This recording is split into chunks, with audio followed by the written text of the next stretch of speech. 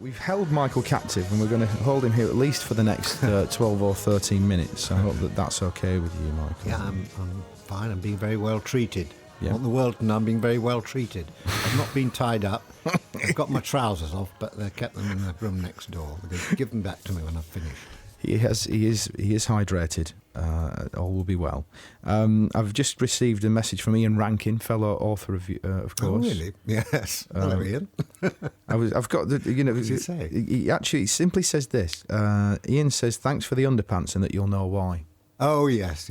Can you tell us that story, or is it just far too dark for breakfast? No, we both share the same publisher. I'd flown out to Australia with a certain airline.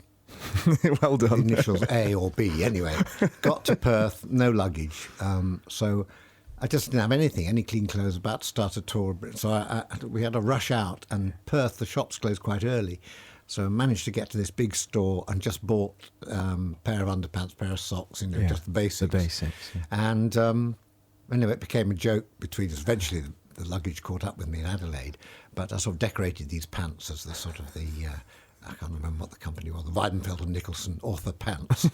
And Ian was coming a week after, so I said, donate these to Ian. He's got to wear them in all his signings and all that. So that's what it is. Lucky author and he's pants. Still got them, yeah. Well, clearly, yes. I think he's wearing them right now. And I once had to... There was an auction, and Tom Wilkinson of Full Monty was there. And one of the items, this auction for the Phoenix Theatre in Finchley in London, was... the jockstrap he'd worn in Full Monty. Film. And yes, exactly. I can see your face. Horror. You wouldn't have bid for it.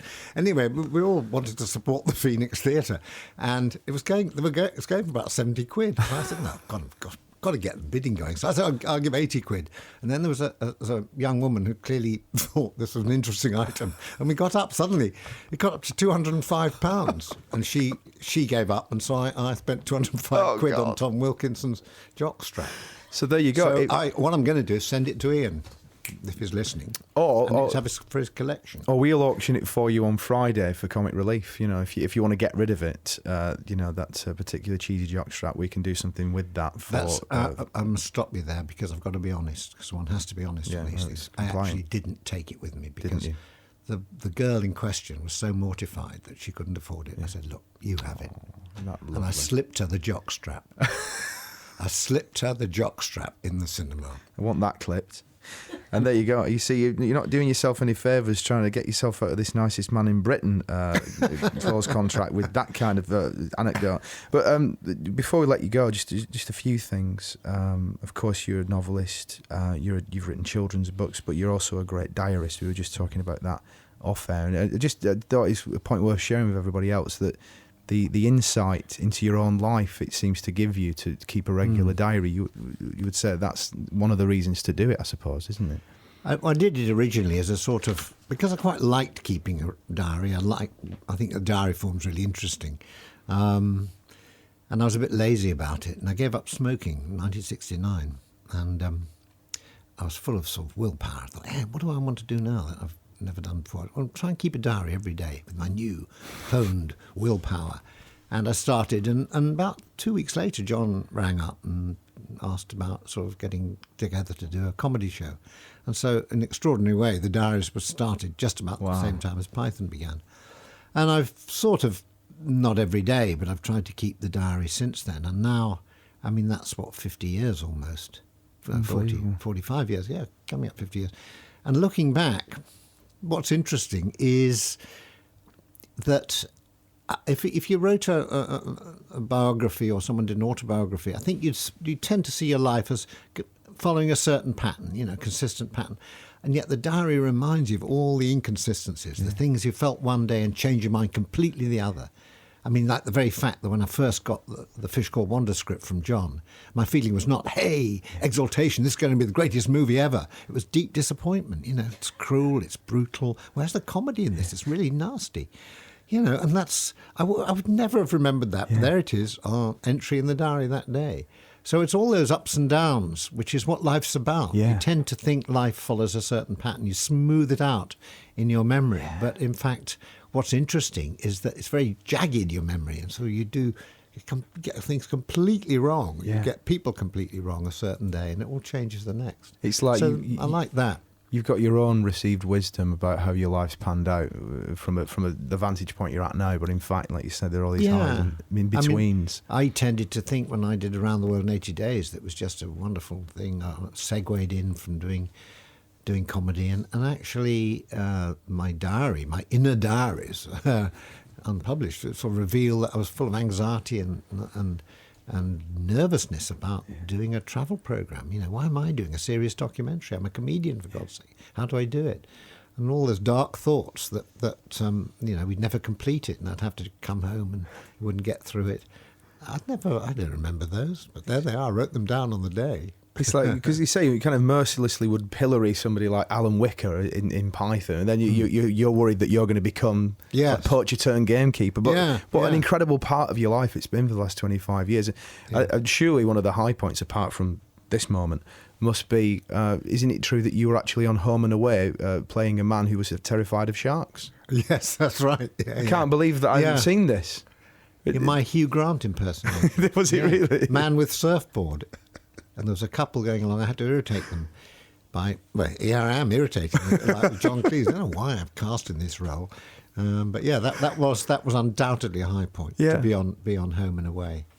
And a nicer bunch of people to work with, apart from your good self. Thank you very everybody much. here. Thank you. And I think probably the listeners don't realise that there's a huge team behind you, isn't there? Yes, there is. There's a huge... There are 12 people in here. There are 6 more out there. We've got 3 people working on the font of my printouts. Just on the font of your printout. And there's some there with scissors to trim your hair. That's right, And your shoulders, you've got a shoulder advisor. I've got the Kobe beef butcher who's selecting exactly the right cut for the sandwich. Yeah, you're going to have a wonderful rest of the day. It's going to be absolutely fantastic. Yeah. But I had a tea specially made for me. I know. By someone highly trained within the BBC organisation. That's right, to make it unpalatable. I saw it. He made it by hand, really. Not the machine, but certainly the stirring bit.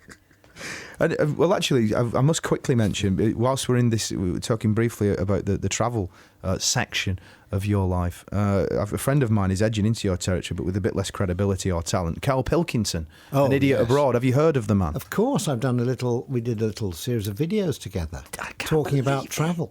Oh, wow. He's very funny. Carl is very, very good because he has the completely opposite view from me. I say, isn't it wonderful travel? No, I don't like it.